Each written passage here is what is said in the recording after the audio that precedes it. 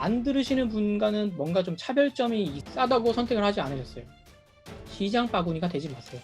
음악학원의 경쟁력을 올리는 방법, 필수 요건이 있습니다. 학부모에게 그 이상의 가치를 전달하는 게 목적인 거죠. 루치칸테 음악연구소 조니 소장이라고 합니다. 반갑습니다. 높은 가치를 제대로 가르쳐야 되죠. 그리고 국어라에서 등록한 학부모에게는 두 번의 기회가 없다라는 점 잊으시면 안 됩니다.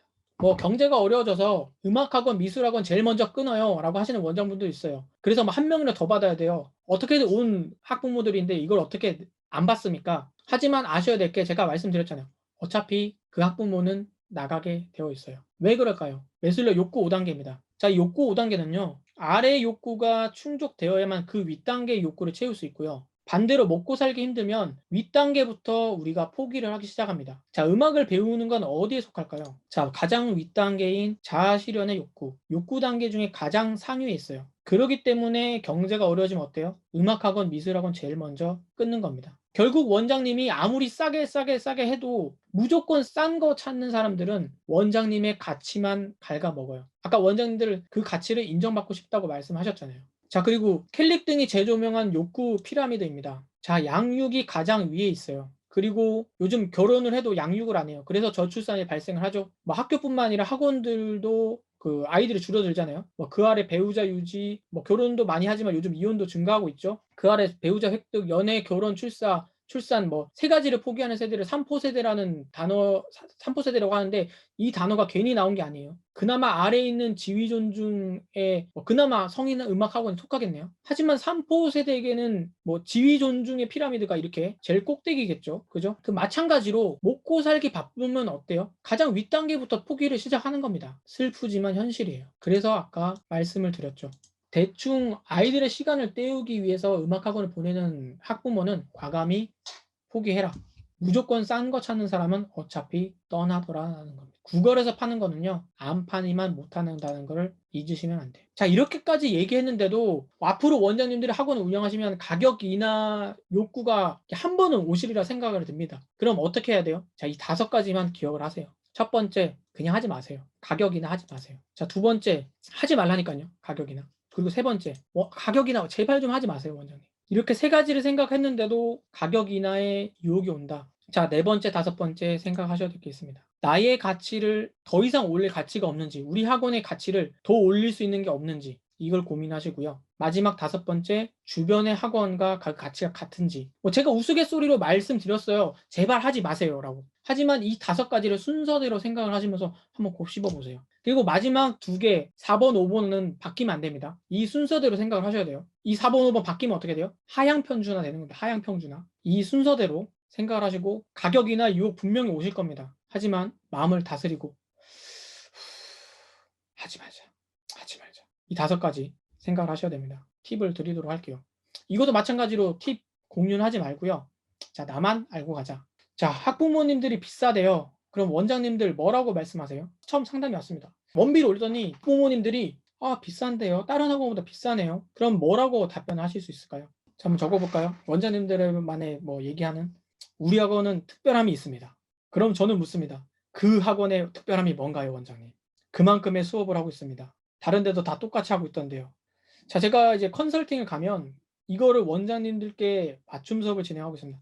네, 다 맞습니다. 근데 아마 학부모님들께 이 반박의 기회를 계속 주시는 답변들을 거의 대부분 하고 계세요.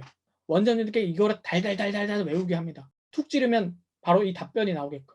참고로 상담을 하실 때 학부모나 원장님 입에서 그런 부정적인 답변이 3번 나오면 그냥 아웃이라고 생각하시면 됩니다. 긍정적인 답변이 나오도록 해야 돼요. 자, 여기서 저는 뭐라고 말씀을 드리냐면요. 맞습니다. 저렴하진 않습니다. 그리고 저희 학원에 보내는 학부모님들은 저렴하다고도 하더라고요. 이거 물론 저만의 언어를 사용해서 썼지만 여기서 원장님네 학원에 맞춰서 말씀하면 되겠죠. 저렴하진 않아요. 이런 식으로 원장님들의 언어로 바꾸시면 될 것 같아요. 하지만 이 구조에서 크게 벗어나지 않는 걸 추천을 드려요. 제가 아까 이렇게 부정적인 말이 3번이 나오면 그냥 아웃이라고 말씀드렸어요. 긍정적인 답변이 나오도록 해야 합니다. 그래서 중간에 그 접속 부사인 여기 그리고 이 자리에 하지만 그런데라는 부정적인 단어를 쓰는 게 문맥상으로 맞아요. 하지만 그리고라고 하셔야 합니다. 자, 제가 한번 해볼게요. 맞습니다. 저렴하지 않아요. 그런데 저희 학원에 보내는 학부모들은 저렴하기도 하더라고요. 근데 뭐가 머리에 남는지 생각을 해보시면 됩니다. 맞습니다. 저렴하지 않습니다. 그리고 저희 학원에 보내는 학부모님들은 저렴하다고 하더라고요. 자, 마지막에 뭐가 머리에 남는지 고민을 해보시면 이렇게 답변을 하시는 게 더 효과가 좋다라고 말씀을 드리는 겁니다.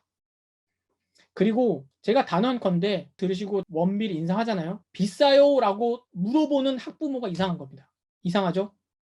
지금 대부분의 원장님들이 학부모님들의 비싸요라는 답변을 하기가 어렵기도 하고 눈치를 보기 때문에 인상을 꺼려합니다. 하지만 2부까지 들으시면 이 비싸요라는 답변이 나오질 않아요. 신기하죠?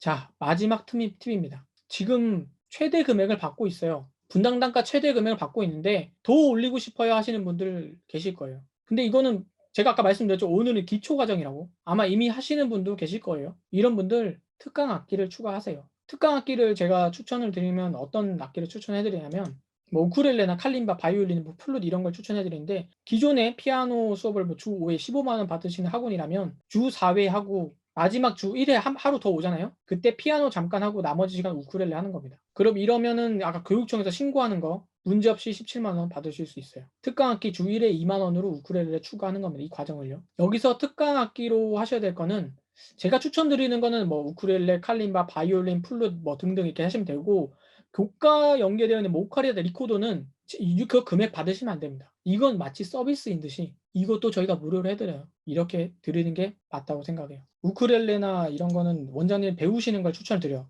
제가 아까 두 번째 중수는 뭐라고 말씀드렸어요? 원가를 낮춰라라고 했어요. 원장님 직접 배우셔서 자격증을 딴 후에 특강을 하시는 게 원가 절감이 될까요? 아니면 강사를 따로 들여서 이거를 따로 이렇게 수수료만 남기고 하는 게 원장님께 더 매출이 더 증가가 될까요? 장기적으로 생각하시면 저는 뭐 바이올린, 플룻 이런 게 아니라면 원장님 피아노를 전공하시고 하셨다면 우쿨렐레랑 칼림바를 추천을 드립니다. 이거 원장님 음악 하셨던 분들은 한두 달이면 하실 수 있어요. 저도 합니다. 칼림바, 우쿨렐레. 저도 자격증 땄고요. 충분히 하실 수 있어요. 3급이면 초등학교 애들은 한 6개월, 3개월 충분히 가르치실 수 있어요. 원비는 나에게 무엇인가? 나의 마지막 자존심이다. 절대 낮추지 않는다. 대형마트 가면 실제로 이거를 자주 쓰는 스킬이기도 하고요. 그걸 바탕으로 제가 원비 인상에 본격적으로 알려드리도록 할 거예요.